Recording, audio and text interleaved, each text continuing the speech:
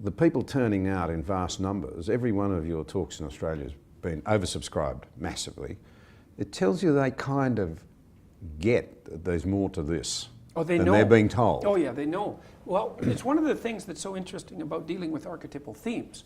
You know, archetypal themes are archetypal because they actually speak of the structure of human experience. That's why they last. And so it's human nature and human experience has a pattern.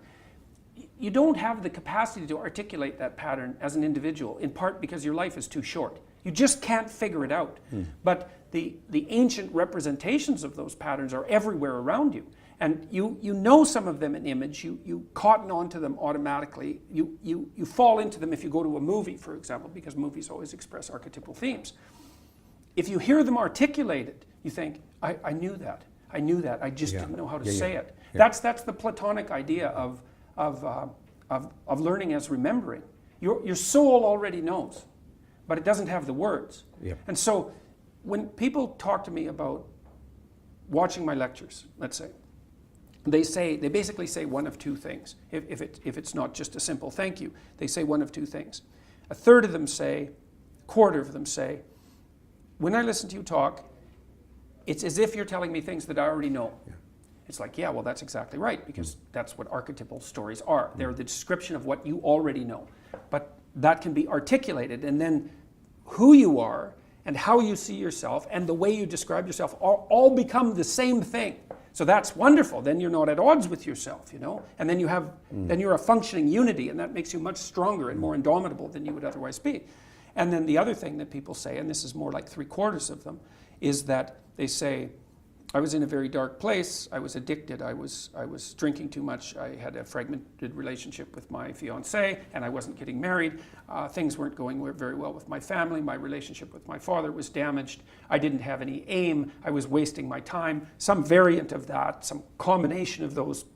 And they said, well, I've been watching your lectures, I've decided to establish a purpose, I'm trying to tell the truth, and things are way better.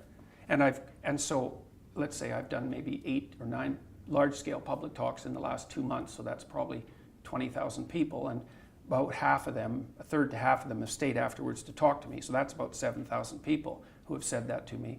And then people stop me on the street all the time and tell me exactly that story, which is just wonderful. Like, you can't imagine how good it is to be able to go to places you've never been and to have people stop you on the street spontaneously and say, look, my life is way better than it was. It's like, it's so good.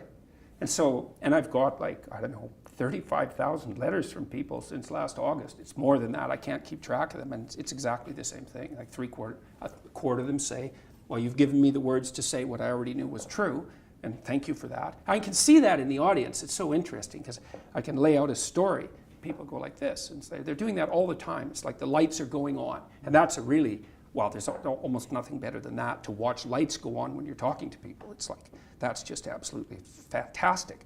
But to get this response from people, my father's about 80, he's 83, I think, 81. He's 81. And I put him in charge of going through my viewer email, which is an overwhelming job, but no, we've had discussions about this constantly. He's overwhelmed by the fact that so many people are writing and saying the same thing. It's like, well, I have a purpose, man. My life actually matters. I finally realized that, and I'm putting it into practice, and I'm bearing up under the heaviest load I can imagine, and it's really helping. It's like, God. And that's tens of thousands of responses now. So you couldn't hope for anything better than that. There's zero harm in it, right? It's just people putting their lives together. They're not mucking about with other people. They're not trying to make broad-scale social transformations about which they have no idea. They're trying to make their immediate environment better. And it's working. It's like, great. It's great.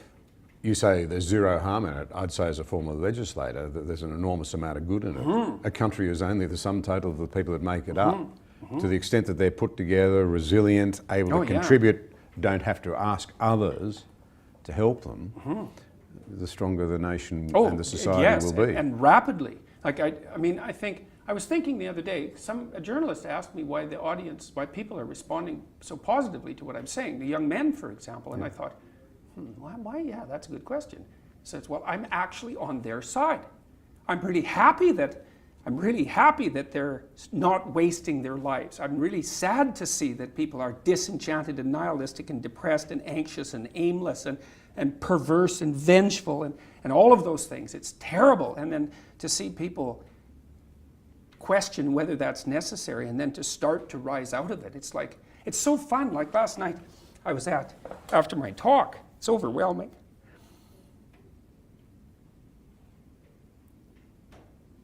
I don't usually think about these things, but I was after my talk last night, and so all these people line up, and you know, they have their 15 seconds with me, and they're kind of tentative. They're excited and attentive when they come up to talk to me, and then they have, you know, 15 seconds of time to tell me something. I'm really listening to them, and they're hesitant about whether or not to share the good news about their life, you know, and I think it's often because when people share good news about their life, people don't necessarily respond positively. You know, they don't get encouragement. And people need so little encouragement. It's just unbelievable. And so they'll tell me something good, and I think, oh, that's so good. You know, somebody says, oh, I'm getting along way better with my father. I hadn't seen him for 10 years, and now we get along. It's like, God, great. And then the power of that, you can't overstate the power of that for individuals to get their life together. The individual is an unbelievably powerful force, and every single person who gets their act together a little bit has the capacity to spread that around them. It's a chain reaction, and so it's a lovely thing to see. And that's fantastic.